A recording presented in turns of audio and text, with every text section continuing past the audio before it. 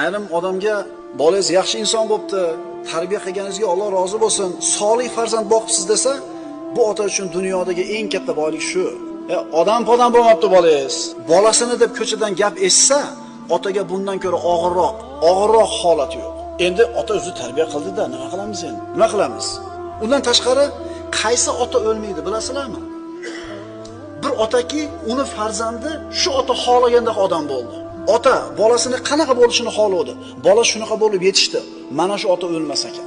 Shunaqa otalar bo'lar ekan, tirik bo'lib turib o'lar ekan. Chunki boqqan farzandi ota xohlagandek emas. Bunday otaning farzandi boyaga solih farzandning otasi qabriga kirgan chog'ida ham savobli amallari to'xtamaydi. Bu ota o'zi gunoh qilishdan, savob qilishdan to'xtadi. Ammo farzandini qilgan savobli amallaridan otaga ulush borib turadi. Shuning uchun farzandlarini tarbiyasini zo'r qilgan ota o'lganda ham savob amallari tirik bo'ladi.